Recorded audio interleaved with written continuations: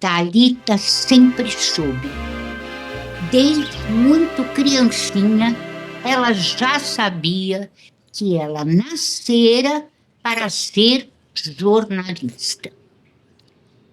Em 2004, ela estava com 7 anos de idade quando a sua mãe, Julieta, engravidou daquela que seria sua irmãzinha, caçula. Foi um péssimo momento para engravidar. E um momento pior ainda para contar para o marido, Norberto, que ela estava grávida. Foi no dia em que o Norberto tinha tido uma tarde horrível na fábrica de turbinas, onde ele era o engenheiro-chefe. Porque a fábrica estava fornecendo as turbinas para a montagem de uma usina que ficava bem no limite das terras indígenas do Jauá-Gajá. Aqueles mesmos, o Jauá-Gajá, da Jaci e da Tainá. Aí, o Norberto tinha passado o dia inteiro discutindo com a diretoria e os representantes daqueles indígenas do Jauá-Guajá, lá do Maranhão. E eles estavam todos aqui em São Paulo.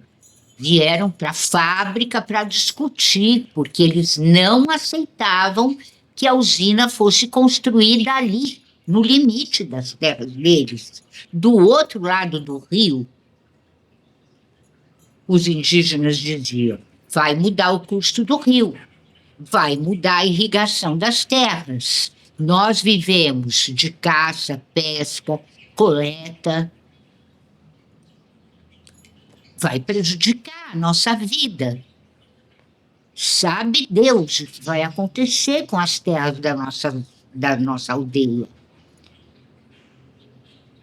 Mas o Norberto, o representante do estado do Maranhão, que também estava nessa reunião, argumentavam que não ia mudar muita coisa, que a terra ia continuar, o rio ia continuar tendo peixe, e que não era um negócio assim tão grave, só ia mudar um pouco o curso do rio, ia mudar um pouco todo aquele ambiente, mas não ia prejudicar a vida do Jauá-Gajá. Mas os indígenas não queriam nem saber. Eles não queriam que a usina fosse construída ali, ao lado da aldeia deles. E o Norberto pensava: esses índios, chamava ele de índios, não de indígenas, esses índios ignorantes, que inferno ter que aguentar isso. E ainda lá fora, jornalistas querendo saber o que esses indígenas estão fazendo aqui, querendo ficar do lado deles, apoiar eles. Jornalista, pensava o Norberto, é uma raça horrorosa, só fazem orgias quando viajam para as coberturas deles, ficam nos hotéis 5 estrelas, levam uma vida rica, privilegiada, têm acesso a políticos, autoridades, e usam isso só a favor deles próprios. Pois é, jornalista não é bem isso, né? Não todos, pelo menos. Mas era a ideia que o Norberto tinha na cabeça sobre jornalistas. E ele ficava doente quando ouvia a filhinha dele, de 7 anos, falando: eu vou ser jornalista quando eu crescer. Ficava doente. Aí ele chega em casa, depois dessa reunião estafante, tendo que passar por aquele batalhão de jornalistas, repórteres que estavam ali na porta da fábrica de turbinas. Chega no maior mau humor em casa, vem a Julieta, fala: meu bem, estou grávida. Ah, tudo que o Norberto não queria era ouvir que a mulher dele estava grávida. Não. Ele gostava da mulher, ele gostava da Julieta, ele tinha se casado com ela apaixonado. Mas depois, com o tempo, a paixão foi indo embora. Ele até leu na internet, no site da Universidade de Pádua, na Itália, que tinha havido um estudo que mostrara que paixão é um negócio que dá e passa. Dura no máximo 1 ano. Pode, com muita sorte, virar amor. Mas o Norberto sabia que amor era um negócio muito raro, que talvez nem existisse, a não ser nas novelas e nos romances baratos, nas novelas de TV, né? Então, ele gostava da filha, ele gostava da mulher, mas o Norberto era um cara mulherengo, ele não era homem de uma mulher só. Ele vivia tendo casos com tudo que era mulher, ele tinha um desejo enorme. Todas as mulheres que se aproximavam dele, ele já pensava como será essa fulana na cama. A Julieta, casada com ele há quase 10 anos, sabia muito bem disso. Sabia, inclusive, que em muitos fins de semana que ele dizia que ia viajar a trabalho, ele ia viajar com alguma namorada, com alguma amante. Ela sabia, mas mesmo assim, ela sabia também que o Norberto tinha paixão pela Thalita, pela filha. Então ela falou: eu vou ter outro filho. Daí, quem sabe, o casamento melhora, o amor revive. Doce ilusão essa das mulheres, né? Que homem não se liga em filho, não. E aí a Julieta foi contar para o Norberto que estava grávida justo nesse dia, depois que ele tinha tido essa reunião terrível com o que ele chamava de índios, os indígenas Gajá. Bom, aí ele falou: ah, você está grávida, é? E quem me garante que o filho é meu? Eu vejo você lá na TV, na televisão onde você trabalha. Eu vejo você com aquele atorzinho de novela lá que arrasta uma asa para você. Será que esse filho que você está aí na barriga agora é meu mesmo? E a Julieta, que era uma executiva comercial numa grande rede de televisão, respondeu toda ofendida: calma lá, Norberto. Eu não sou capaz de trair você. Você é que não pode ver nenhum pau de vassoura vestido de saia que você já quer comer. E aí começou aquela briga violenta entre os dois, mas que dessa vez não ia ser tão fácil. Terminou com Norberto dizendo que ia embora, catando a mala do armário e jogando tudo lá dentro, roupa de qualquer jeito. E a Thalita, que estava no quarto dela, acordou. Ela já estava quase dormindo.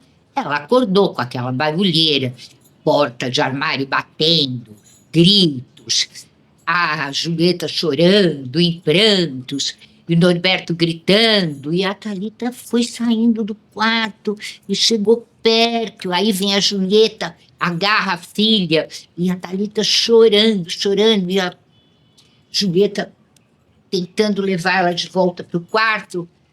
E a menina pergunta: mãe, o pai vai viajar de novo? E a Julieta diz: vai, minha filha, mas logo ele volta, ele sempre volta. Dessa vez, Norberto não voltou. E foi assim que eles acabaram se divorciando, a Julieta e o Norberto. E ele foi embora mesmo, apesar dela ter outro filho dele na barriga, né? Não adiantou nada. Se divorciaram, o juiz falou: a cada 15 dias o Norberto pode e tem que ir visitar a filha, sair com a filha, conviver com a Thalita. Mas ele quase nunca aparecia no fim de semana. E era de cortar o coração. Aquela menina se arrumava toda, punha o seu melhor vestido, sua melhor roupinha, seu melhor agasalho, e tudo ficava linda. E sentava na sala esperando o pai chegar. E o pai não chegava. Às vezes ele chegava. Mas aí ela já estava até emburrada, porque ele sempre estava atrasado e com pressa. E aí teve aquele domingo em que o Norberto chegou, falou: vamos sair, minha filha, vamos passear. E a Thalita disse: eu nem me arrumei, pai, porque eu tô cansada de ficar me arrumando toda linda para esperar você e você não vem. Então, agora, você não precisa vir mais, não, porque eu não quero mais te ver. Você pode ir embora. Volta para onde você saiu. Vai embora. Eu não quero sair com você. Mas como minha filha querida tentou abraçar e tal, e a Thalita é irredutível. Não quis saber. O pai telefonava para o celular dela, ela não atendia. Um dia descobriu como é que fazia para bloquear o pai. E bloqueou. E a vida foi indo. Aí nasceu mais uma filha do Norberto e da Julieta. Mais uma menina, a irmãzinha caçula da Thalita. E o Norberto veio lá da usina, do Maranhão, para registrar a menina no cartório. Falou para a Julieta: você tem certeza que você quer chamar essa menina de Rosa? Esse nome é muito antigo. Ninguém mais chama Rosa. E a Julieta: mas eu quero e ela vai ser Rosa e pronto. A Rosa, desde bebê, já se mostrou uma criança irritadiça, nervosa, explosiva. Foi crescendo, piorou.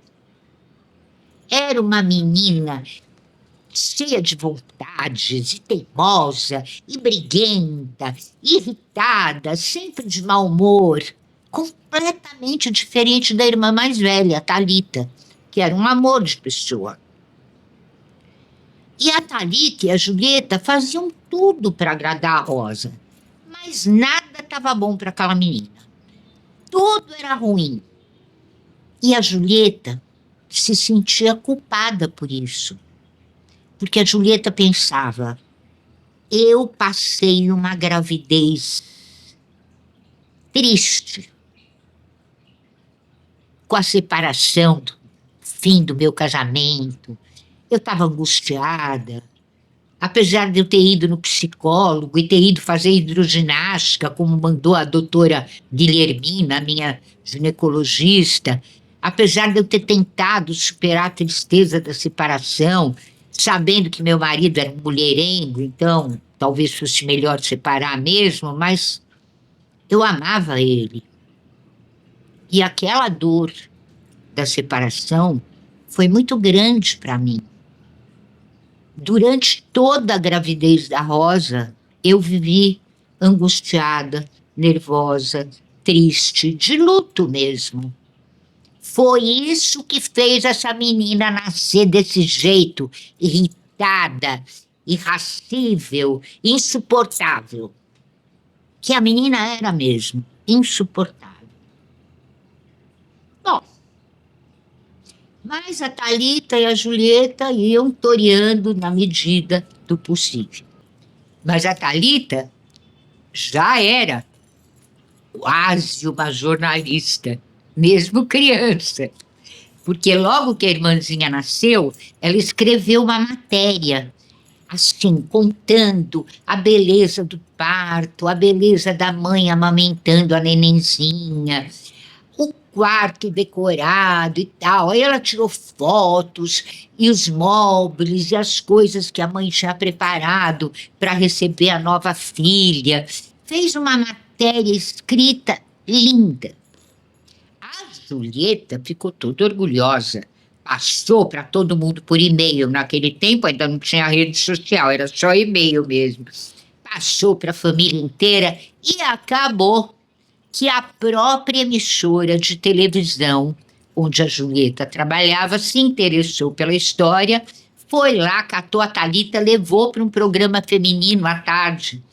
E ela, uma menininha de quase 8 anos, nem 8 completos, fez então uma matéria sobre o nascimento da irmãzinha na televisão.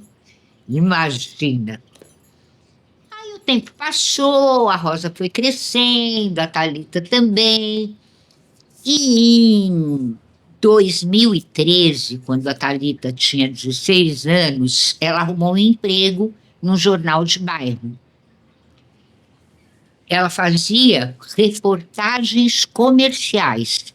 Ia nas boutiques, nas lojas, nos principais centros comerciais do seu bairro e fazia matérias sobre as lojas. Fotografava também, fotografia analógica. Aí, a Rosa, a irmãzinha dela, embora fosse pequenininha também, tivesse só 8 anos, já deu um jeito de destilar veneno. Falou para ela: eu não sabia que vida de repórter era aí ficar fazendo propaganda das lojas. A Thalita, como sempre, não deu bola, continuou seu trabalho, afinal, ela convivia dentro de uma redação de jornal. Era um jornal de bairro, mas era um jornal, né? Em São Paulo, um jornal de bairro é maior do que os jornais de os jornais de muitas e muitas cidades, né? Por aí. E então ela estava feliz. Quando ela fez 18 anos, ela entrou na USP, na Escola de Comunicações e Artes, e foi cursar jornalismo lá. Ela já estava quase formada quando ela arrumou um emprego, um estágio num grande jornal impresso. Primeiro, na versão internet, que já estava circulando. E depois foi para a própria redação. E a carreira dela prometia, né? E tinha sido no último ano da faculdade que a Thalita conhecera a história de uma das primeiras jornalistas mulheres do país. Naquele tempo, as mulheres jornalistas chamavam-se reportistas. Essa mulher era mineira, nascida em Juiz de Fora, nos anos 20. E ela sabia, ela chamava Eunice Brandão. E a Eunice Brandão sabia que uma das suas primas, que ela mal conhecia, que era a Eugênia Brandão, bem mais velha que ela, vivia no Rio de Janeiro, casada com o jornalista Álvaro Moreira, ela também jornalista, Eugênia Brandão, e a Eunice sabia que a casa daqueles primos, né, no Rio, era um centro cultural, um lugar de encontro da intelectualidade carioca, assim como era em São Paulo, a casa da pintora Tarsila do Amaral, né? E do escritor Oswald de Andrade. Era parecido, era um polos culturais importantes no Brasil daquela época, nos anos 30. E o sonho de Eunice era ser jornalista. E um dia ela fugiu de casa. Quando ela completou 18 anos, se mandou para o Rio. Foi bater na porta da casa da prima que ela nem conhecia. Mas a Eugênia Brandão adorou aquela prima jovem que tinha vindo para o Rio realizar um sonho de ser jornalista, como ela própria era, a Eugênia.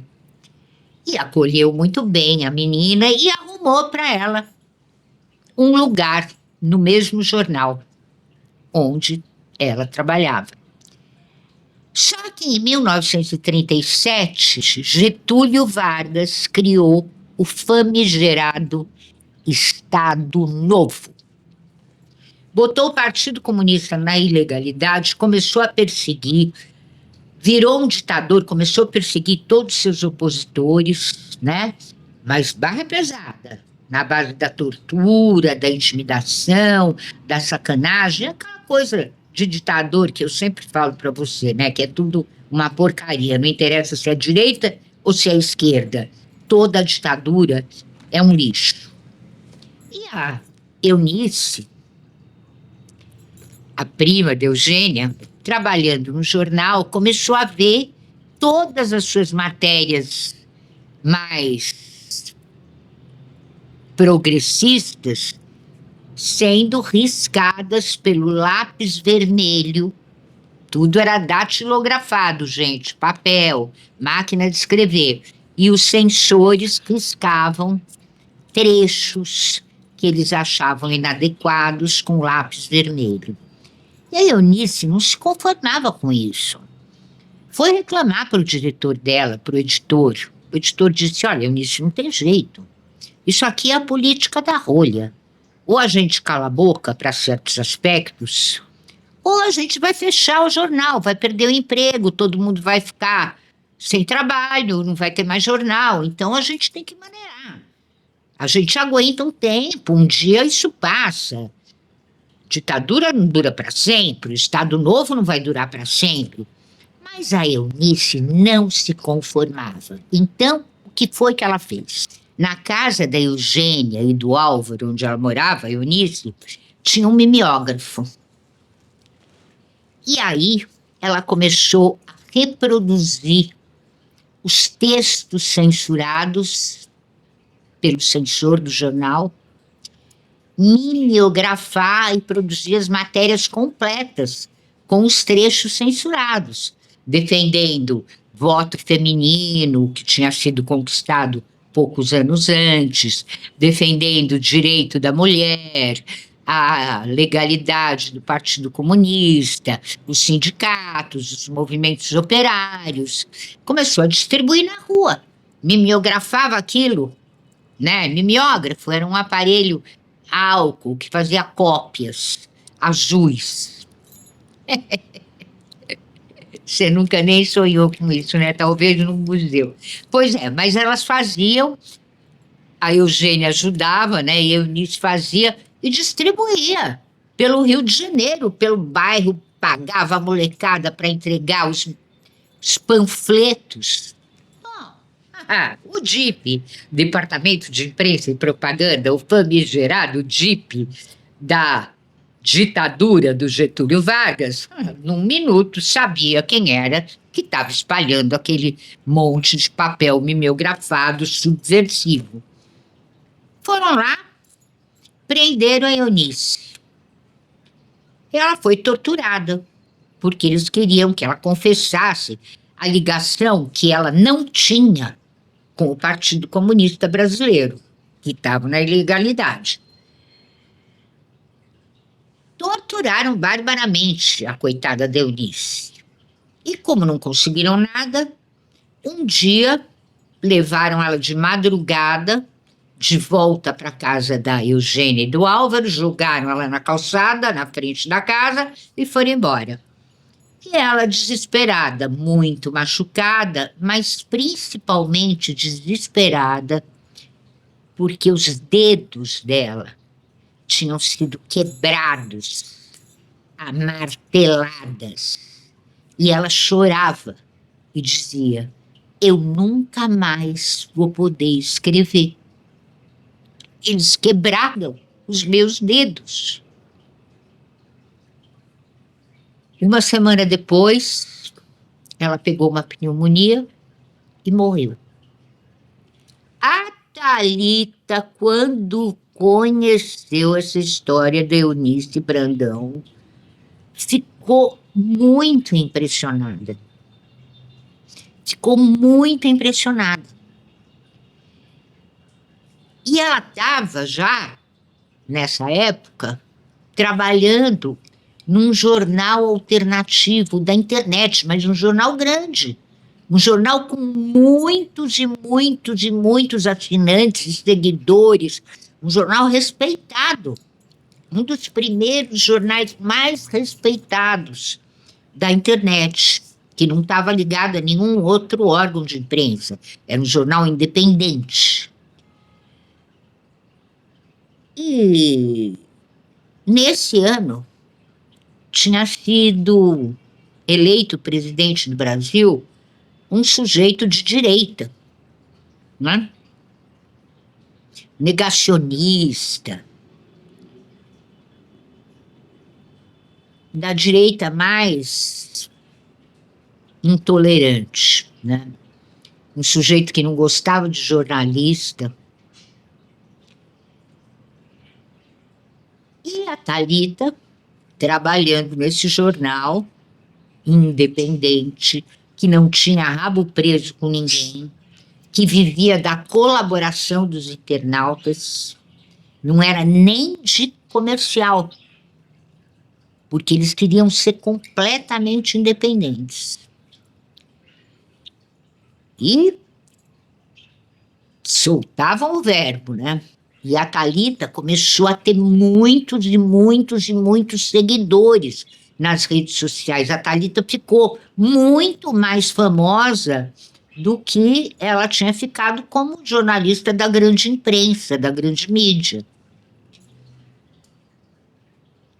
Mas aí ela começou a ter dores nas mãos. Ela ia digitar e as mãos doíam. Doíam e doíam cada dia mais, cada vez mais, a ponto de ser uma coisa insuportável.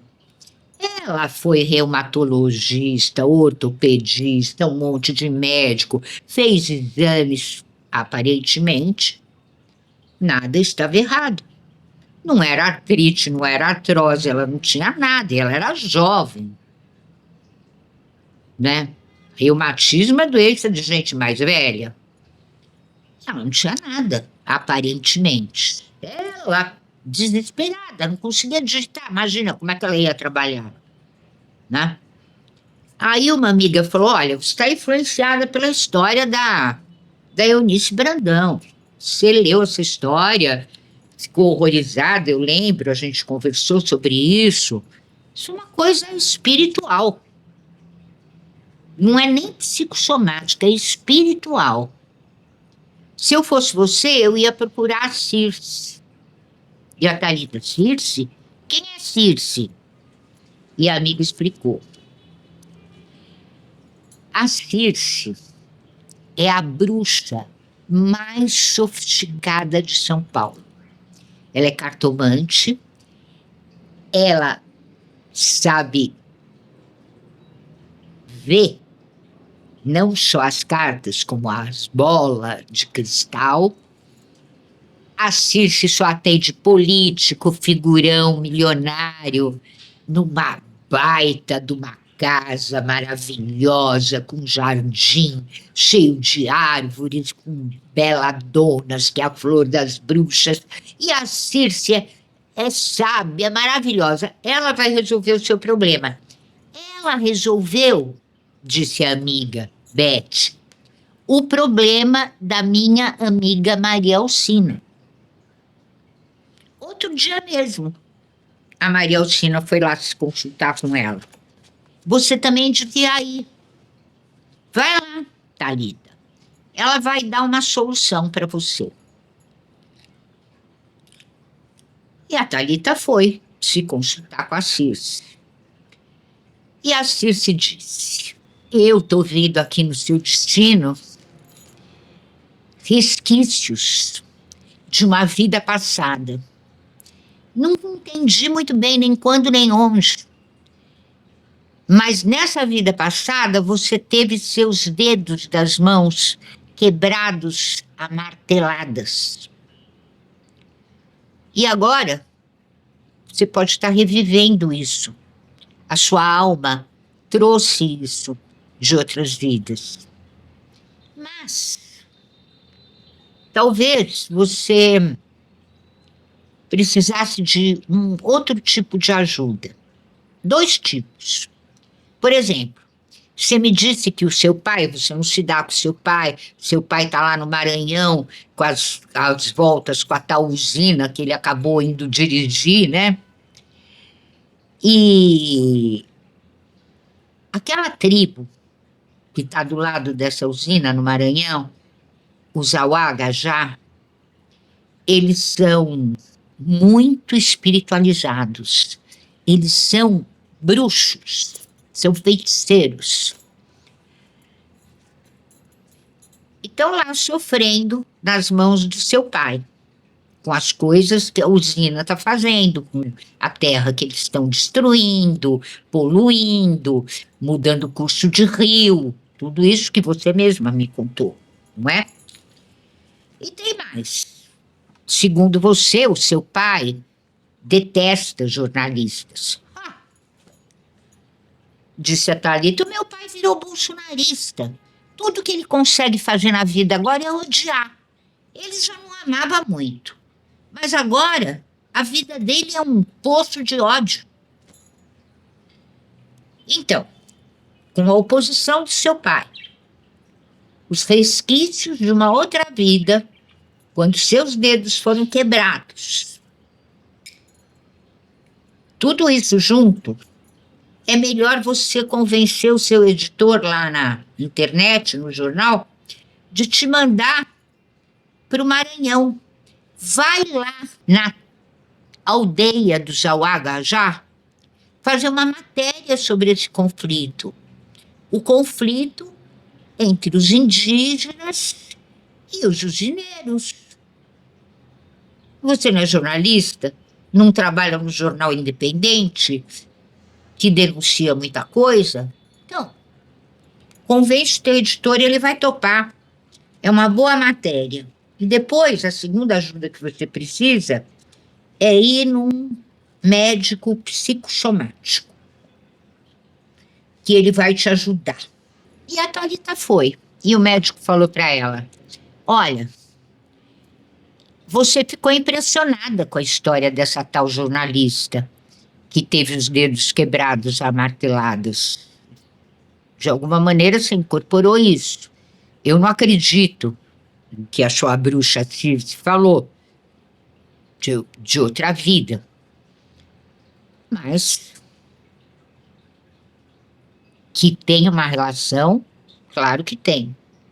Então você tem que fazer o seguinte: você não escreve mais, você dita. Você grava no celular as matérias e alguém digita para você. Enquanto isso, você vai fazendo os exercícios da fisioterapia e vai se convencendo de que essa tua dor nos dedos da mão é uma coisa da sua mente que se transferiu para o seu corpo.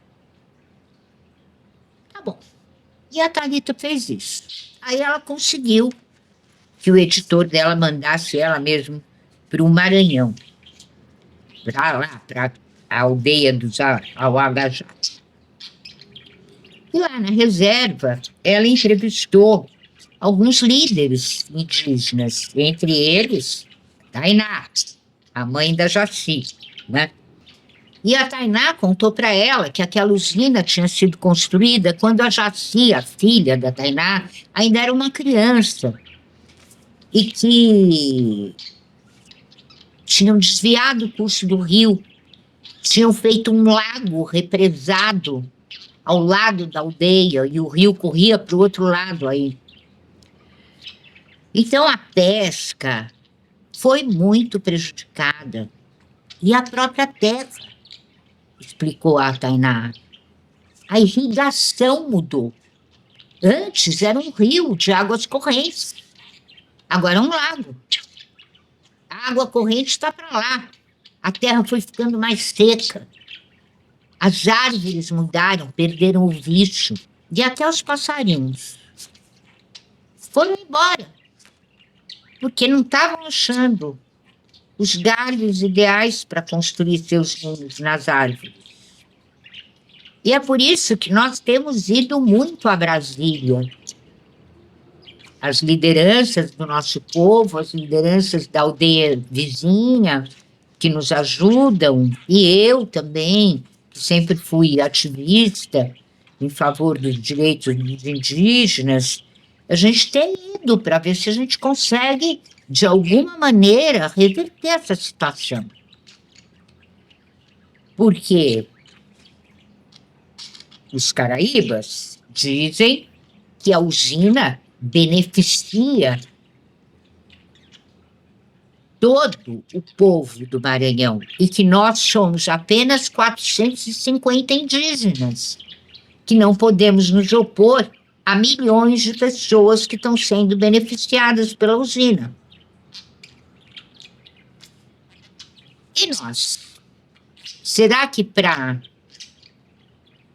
o progresso dos caraíbas sempre venha para nós, povos originários, destruição e regresso?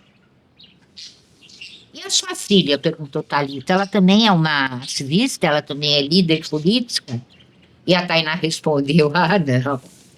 A minha filha Jaci um dia descobriu que a avó dela tinha sido uma poderosa feiticeira, resolveu ser também. Ué? E como é que ela fez isso? Eu não sei. Mas ela saiu para o mato. Toda noite ela ia, dizia que conversava com as estrelas e com a lua.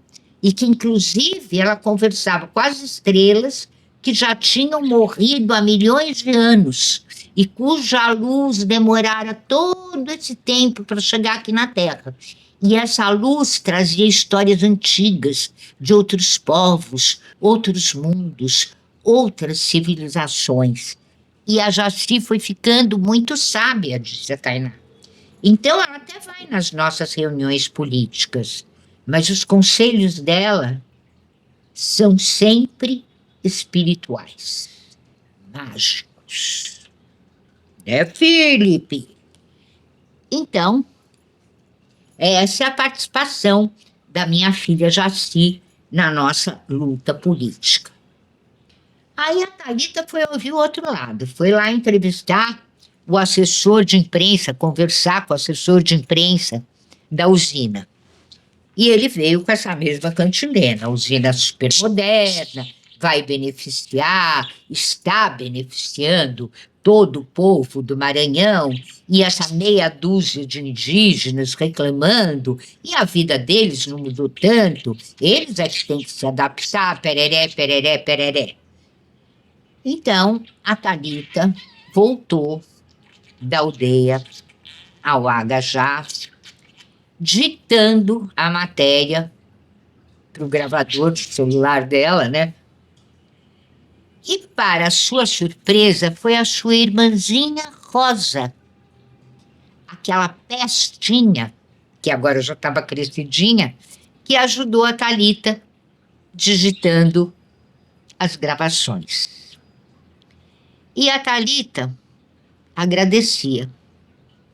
Agradecia a Eunice, que fora ela em outra vida. Agradecia ao Zawada já. Agradecia até ao seu pai, que odiava jornalistas, a sua mãe, a tecnologia e a liberdade democrática, que apesar da direita no poder, ainda se vivia no Brasil. Não precisa dizer que a matéria da Thalita bombou na internet, né? Sobre o Zauagajá. Ela vai voltar lá. Depois, no próximo conto.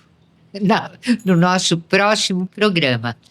A Eunice Brandão é um personagem fictício, mas a Eugênia Brandão e o Álvaro Moreira realmente existiram no Rio de Janeiro na década de 20, 30, 40, assim como existiram em São Paulo a Tarsila do Amaral e o Oswald de Andrade. Agora, Eunice é uma licença poética da autora aqui, né?